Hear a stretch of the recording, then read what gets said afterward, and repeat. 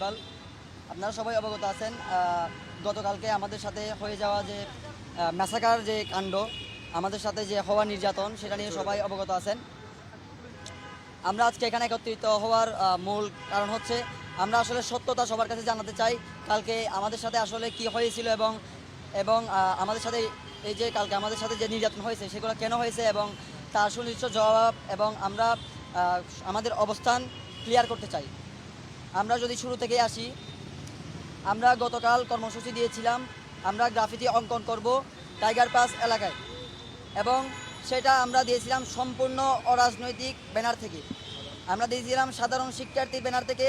আমরা শুরু থেকেই বলেছিলাম যে আমরা কোনো রাজনৈতিক দলকে রিপ্রেজেন্ট করি না এবং আমরা কোনো ধরনের রাজনৈতিক দলকে রিপ্রেজেন্ট করতে এখানে আসি নাই, আমরা সংঘাত করতে আসি নাই, আমরা খুবই শান্তিপূর্ণভাবে গ্রাফিতি অঙ্কন করব, এটা আমরা ঘোষণা দিয়েছিলাম।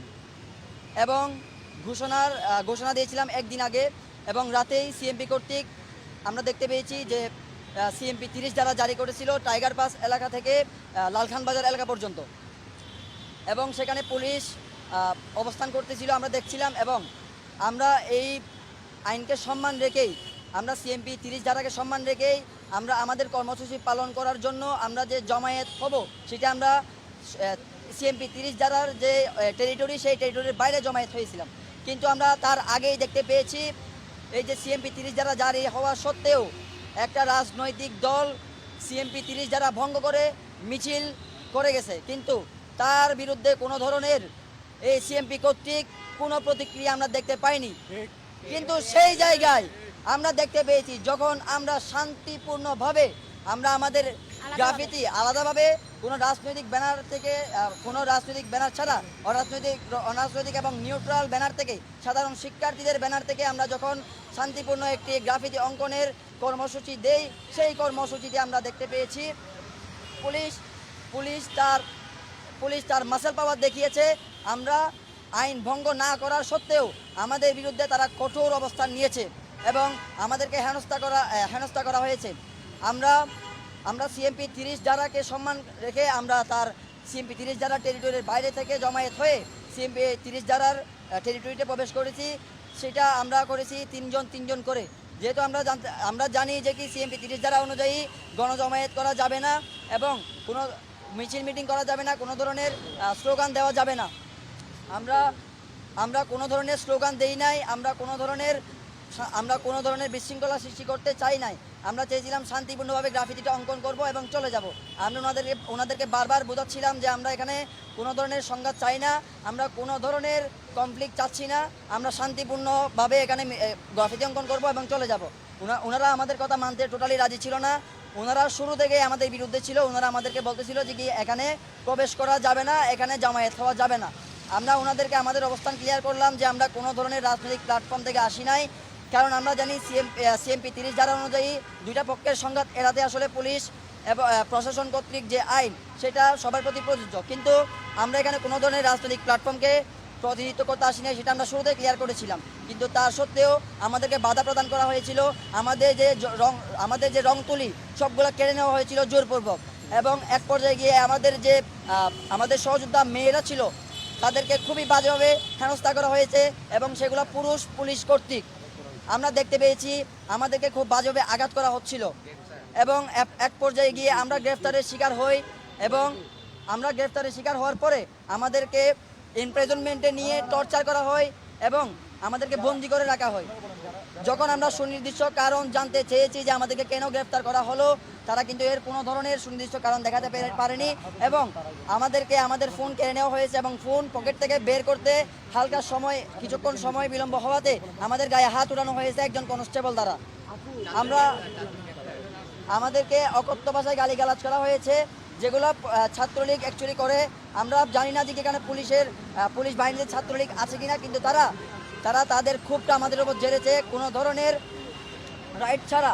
আমাদের এখানে যে আমাদের কোন ফল্টটা ছিল আমরা জিজ্ঞেস করেছি, এবং আমাদের এই অধিকার আছে যে কি আমাদেরকে এখানে কেন হেনস্থা করা হচ্ছে, আমাদেরকে কেন গ্রেপ্তার করা হচ্ছে, আমাদের অবশ্যই জানার অধিকার আছে। এই অধিকার থেকেই আমরা আসলে কালকে আমরা জবাব দিতে চাচ্ছিলাম, কিন্তু তারা কোনোভাবেই শুনতে রাজি ছিল না এবং এক পর্যায়ে আমাদেরকে ছেড়ে দিতে বাধ্য হয়েছে। আমাদেরকে তারা ছেড়ে দিতে এক পর্যায়ে বাধ্য হয়েছে এবং ছেড়ে দিলেও আমরা আমাদের উপর যে হওয়া হেনস্থা এবং আমাদের উপর হওয়া টর্চার আমরা এবং আমাদের জিনিসপত্রের ক্ষয়ক্ষতি চেয়ে আমরা পুলিশ কমিশনার পর্যন্ত আমরা আসছিলাম এবং ওনার সাথে আমরা কথা বলেছি। ওনারা আমাদেরকে আশ্বস্ত করেছে এবং ওনারা আমাদেরকে বলেছে যে কি এর সুষ্ঠু তদন্ত করবে এবং বিচার নিশ্চিত করবে, কিন্তু আমরা এখনো পর্যন্ত আমাদের বিচার নিয়ে কোনো প্রতিক্রিয়া দেখতে পাইনি। বরং আমাদের এখানে বিচার নিশ্চিত করবে বলে যে আমাদের নাম নাম্বার নেওয়া হয়েছে, আমরা দেখতে পেয়েছি এই নাম নাম্বারগুলো তারা বিভিন্ন মিডিয়ার সোশ্যাল প্ল্যাটফর্মে ছড়িয়ে দেওয়া হয়েছে। সেটা কার মাধ্যমে হয়েছে তার জবাবদিহিতা আমরা চাই। আমরা সাইবার বুলিংয়ের শিকার হচ্ছি, আমরা বিভিন্নভাবে হেনস্থার শিকার হচ্ছি, হুমকির শিকার হচ্ছি। আমরা এর প্রতিবাদ তীব্র নিন্দা ও প্রতিবাদ জানাই এবং আমরা এর বিচার চাই। আমরা আমাদের সেফটি নিশ্চিত চাই। এখন এই মহিলা বিষয়ে আপনাদের কালকে যে সমস্যা হচ্ছে। আসসালামু আলাইকুম। দাবিটা লাস্টে বলবো। আসসালামু আলাইকুম। আমি আসলে অনেক বেশি অসুস্থ, আমি এখানে দাঁড়িয়ে থাকতে পারছি না, তারপর আজকে আসলাম কিছু জিনিস ক্লিয়ার করতে। যে আপনারা দেখেছেন মিডিয়ার মাধ্যমে বিভিন্ন মিথ্যাচার ট্রায়াল করা হচ্ছে, মিডিয়া ট্রায়াল চালানো হচ্ছে। তো সেই জায়গা থেকে আমাদের আজকে এই অবস্থান যাতে আমরা ক্লিয়ার করতে পারি। আমরা যে নিরপেক্ষভাবে রাস্তায় নেমেছিলাম, শুধুমাত্র রং করতে এসেছিলাম, সেই জায়গায় আপনারা দেখেছেন কিভাবে আমাদেরকে টেনে হিঁচড়ে রাস্তায় পিটিয়ে, যেভাবে অস্ত্রধারী একজন সন্ত্রাসীকেও মানুষ করে না সেরকমভাবে আমাদেরকে টেনে হিঁচড়ে রাস্তায় আমাদের বোনদের আমাদের ভাইদেরকে মারা হয়েছিল।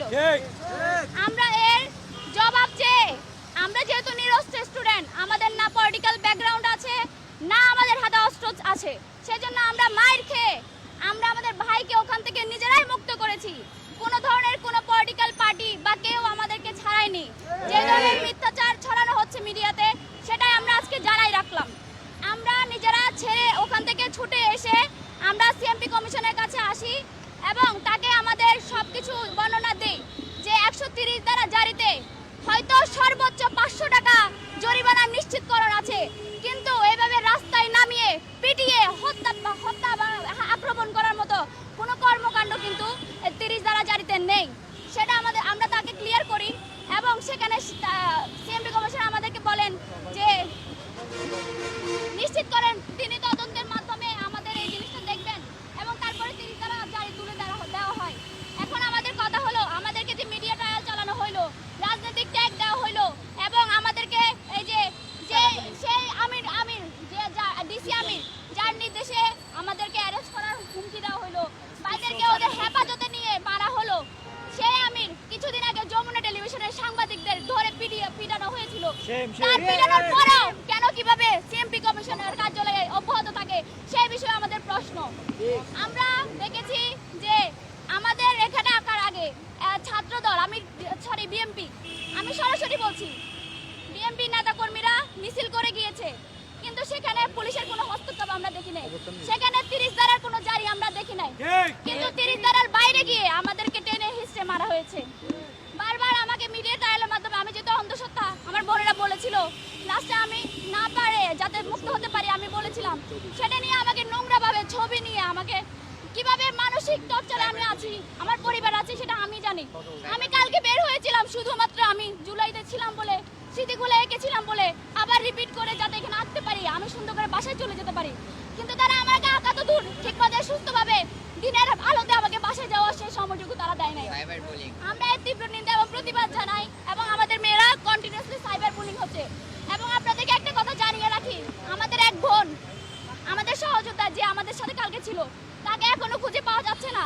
সে তার এলাকায় ঢুকতে পারছে না, ছাত্রলীগরা বিভিন্নভাবে তাকে হেনস্থা করে যাচ্ছে। ইভেন আমার পাশে যারা দুজন আছে ওদের মুখ থেকে আপনারা বাকি কথাগুলো শুনুন। আমি অসুস্থ, আমি এর জন্য বেশি কথা বলতে পারছি না।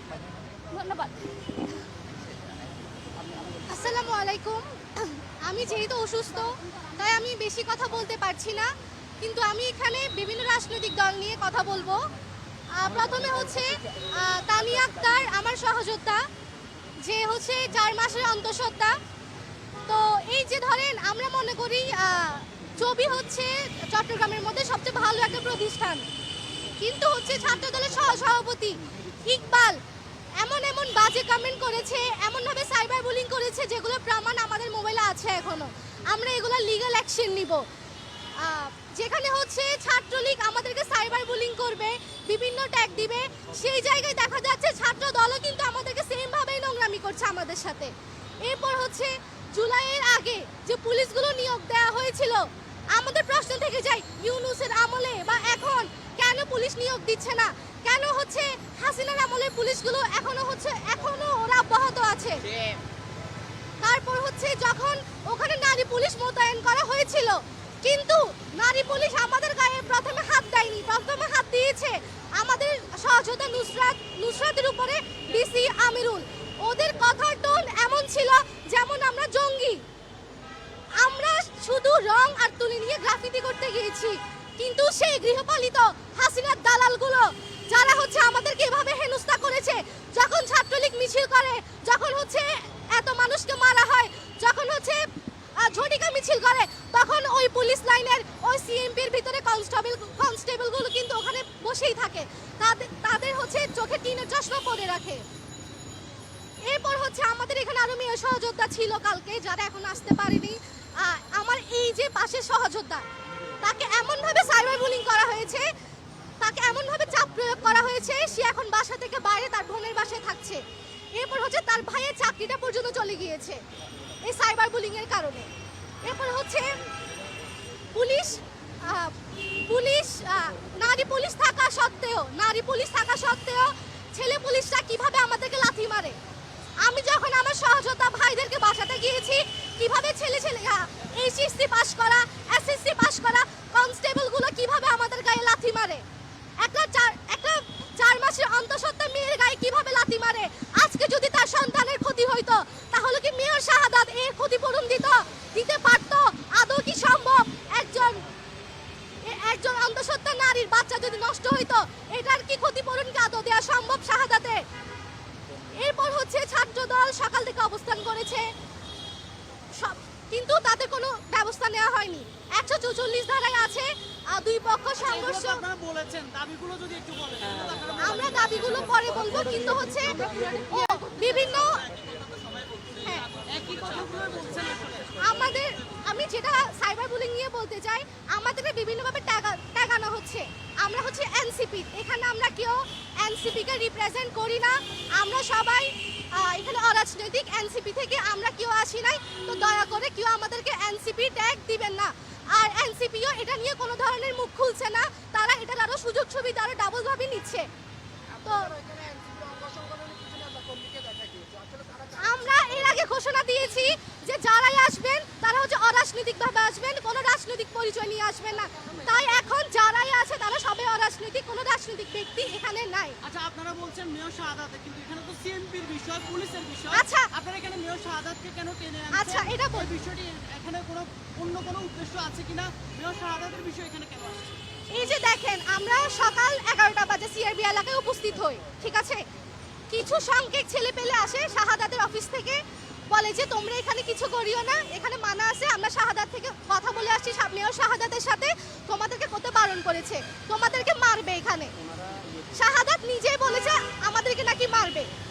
তো আমরা ওরা জি, এরপর হচ্ছে কর্মী দিয়ে বলে তার কর্মীদেরকে নিজে আসতে পারেনি, তার কর্মী দিয়ে আমাদেরকে বলে পাঠিয়েছে যে আমরা যেহেতু সেখানে রং তুলি দিয়ে কাজ করে আমাদের রাগুটি চিত্র অঙ্কন করে তুলে ধরতে চাই, আমাদেরকে তারা হ্যারাসমেন্ট করবে, আমাদেরকে তারা মারবে, হেনস্থা করবে। এরপর হচ্ছে হ্যাঁ, আমরা চিনি, আমাদের কাছে প্রুফ আছে। তাওহিদ আলী, সালমান শামীম, আরো কয়েকজন ছেলে পেলে আছে যারা হচ্ছে আমাদেরকে বলছে তোমাদেরকে মারবে তোমরা যদি আজকে গ্রাফিতি করো। এরপর তারা চলে গিয়েছে, চলে যাওয়ার পরে হচ্ছে আমাদের সাথে যা হেনস্থা হয়েছে তা আপনারা দেখেছেন। কিন্তু মার খাওয়ার পরে ওরা এসে বলতেছে ওরা নাকি আমাদেরকে বাঁচিয়েছে, কিন্তু এখানে পুরোটাই হচ্ছে হাত হচ্ছে ডক্টর শাহাদাতের, এরপর হচ্ছে ডিসি আমিরুলের।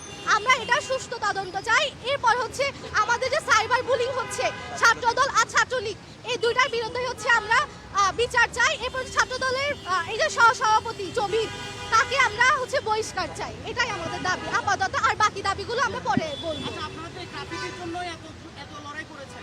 আজকে সকাল থেকে আমরা গণমাধ্যম কর্মীরা সবাই সেখানে গিয়েছিলাম, আমরা একজন কাউকে পাইনি যে ট্রাফিক গ্রাফিতি আঁকতে।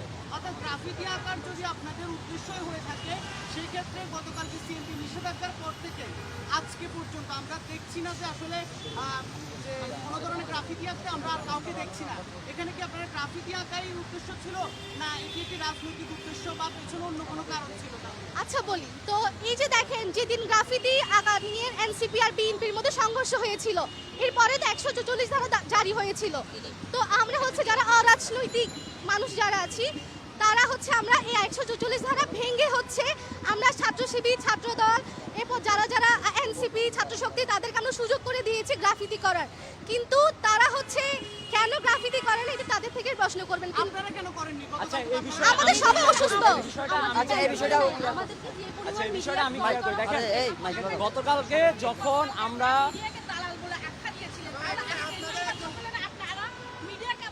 আচ্ছা এই বিষয়ে আমি ক্লিয়ার করতে এই বিষয়ে একটা ভাইয়া একজন উত্তর দিচ্ছে। একটা প্রশ্ন নিয়ে আমি কথাটা ক্লিয়ার করি, শুনেন। আপনাদের প্রশ্ন যেটা ফার্স্টে ছিল যে আজকে আমরা কেন করি নাই, দেখেন কালকে যখন আমরা সুন্দরভাবে শান্তিপূর্ণভাবে এখানে এসেছিলাম, আমাদেরকে ফার্স্টে একজন পুলিশ সদস্য এসে বলেছে, ওনাকে যখন আমরা জিনিসটা বুঝাই বলি, উনি আমাদের বলছে আচ্ছা ঠিক আছে করো, চলে গেছে। পরবর্তীতে আবার ডিসি আমিনুল সাহেব যখন আমাদের সাথে আবার চড়াও হয়, এরপরে অনেক কিছু হয়ে গেছে যা আপনারা কালকে লাইভ করছেন জানেন। পরবর্তীতে আমাদের উপরে হামলা হয়, আমাদেরকে গ্রেফতার করা হয়, আবার ছেড়েও দেওয়া হয়। এর প্রতিবাদ স্বরূপ আমরা এখানে এসেছি, কমিশনার স্যারের সাথে কথা বলেছি। উনি বলেছে কি ওনারা আরও যে রাজনৈতিক দলগুলো আছে তাদের সাথে কথা বলে আমাদেরকে পিলার ভাগ করে দিবে। দেন আমাদেরকে জিজ্ঞেস করা হয়েছিল আমরা কয়টা পিলার নিব, আমরা বলেছিলাম এখানে আমরা পিলার নিব হলো 4 থেকে 5টা। তো ওনারা বলছে আচ্ছা ঠিক আছে কথা বলে জানাবে। তো যেখানে গতকালকে আমাদের উপর হামলা হয়েছে, যেটার এখনো সুষ্ঠু কোনো বিচার হয় নাই, যারা আমাদের উপর হামলা করছে তাদের কোনো এখনো মানে কোনো ইয়ে হয় নাই, যে কি বলবো, কোনো আমাদের বিবৃতি দেওয়া হয় নাই, সেখানে আমরা কেন আসবো? এখানে আমাদের মধ্যে অনেক অসুস্থ আছে, যেমন মেয়ে কিছু আছে, তাদের উপরে হামলা করা হয়েছে, তাদেরকে এখন বাসা থেকে বের হইতে দিচ্ছে না।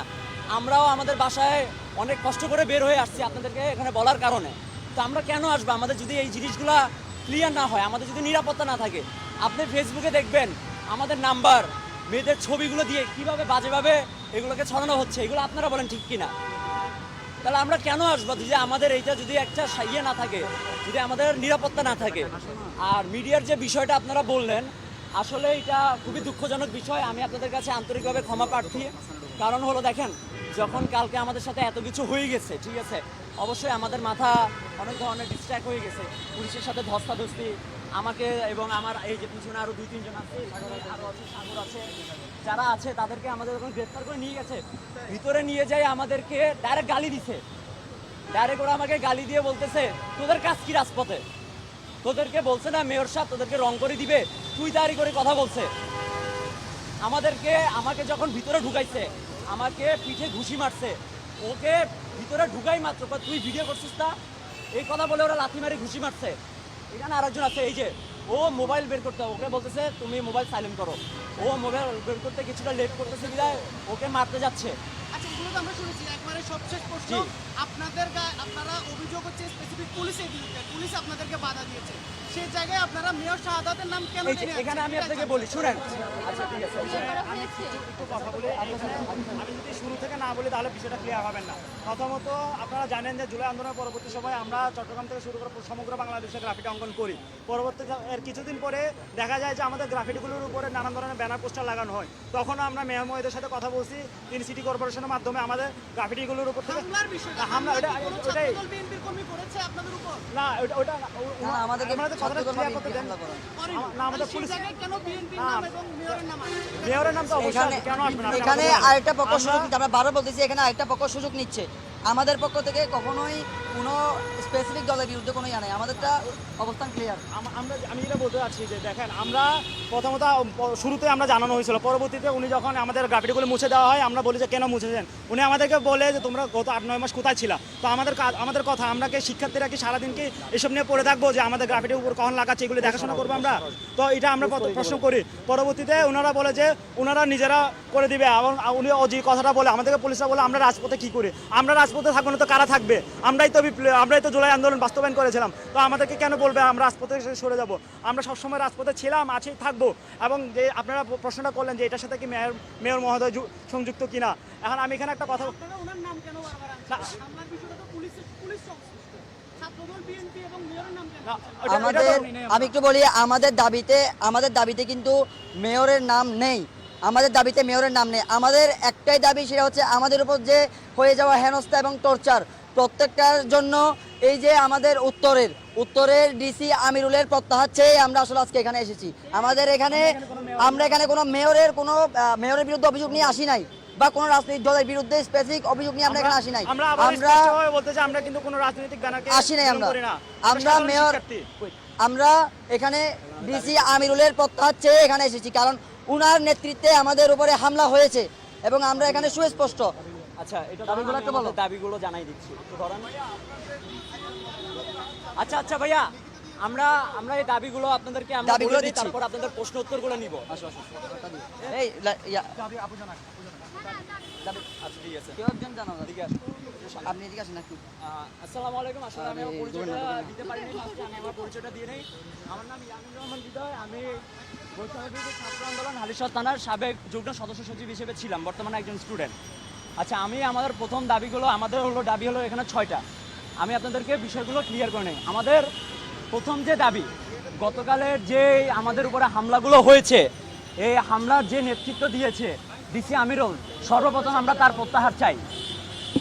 এরপরে গতকাল আমাদের উপর যে পুলিশি হামলা এবং যে নির্যাতন করা হয়েছে, তার সুনির্দিষ্ট তদন্ত এবং জবাবদিহিতা ও বিচার সুনিশ্চিত করতে হবে।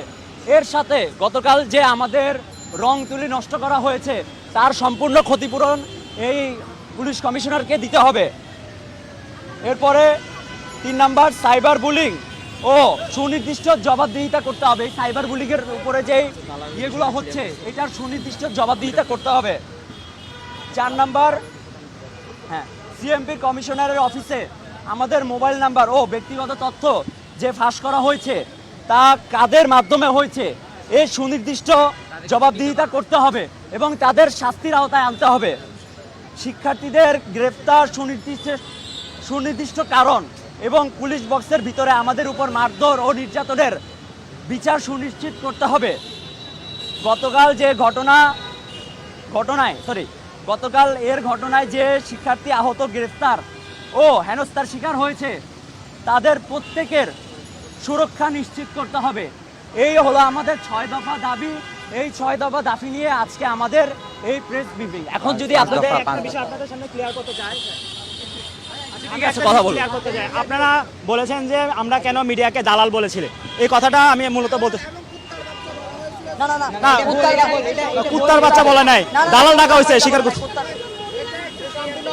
হ্যাঁ, এই বিষয়টা আমি একটু ক্লিয়ার করি। প্রথমত দেখেন, আচ্ছা আমি বলতেছি, প্রথমত দেখেন, সকালবেলা আমরা যখন সাধারণ শিক্ষার্থীদের, হ্যাঁ এখানে এটা মানতেছি যে এক একজন হয়তো বা এক এক রাজনৈতিক দলের মতাদর্শে বিশ্বাসী, মানতেছি, কিন্তু এর মানে এই না যে আমরা সাধারণ শিক্ষার্থীরা এসে গ্রাফিটি অঙ্কন করতে পারবো না।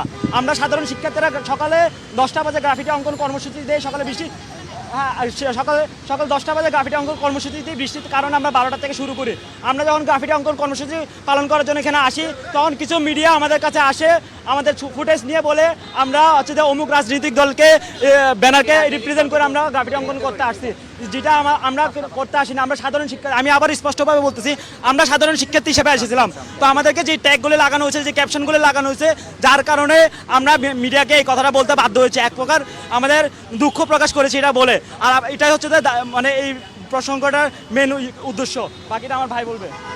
আচ্ছা বলেন, কারো কোনো প্রশ্ন? আচ্ছা, একটু আমি বলি।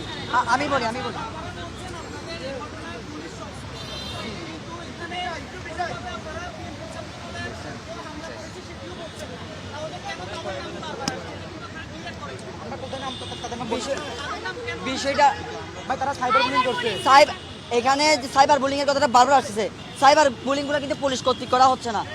মিডিয়াতে দেখতেছি ছাত্র দলের পোলাপান এবং বিভিন্ন রাজনৈতিক করেছে তাদের কথা বলা হচ্ছে। তারা কিন্তু আমাদেরকে নিয়ে, আমাদের কালকে যারা গ্রেপ্তার হয়েছি বা যারা এখানে সিএমপিতে এসে নাম্বার জমা দিয়েছি, ওদেরকে নিয়ে বিভিন্নভাবে মিডিয়া ট্রায়াল দেওয়া হচ্ছে এবং এগুলো হচ্ছে ছাত্রদল কর্তৃক করা হচ্ছে। আমরা একমাত্র এই জায়গায় ওদের বিরুদ্ধে।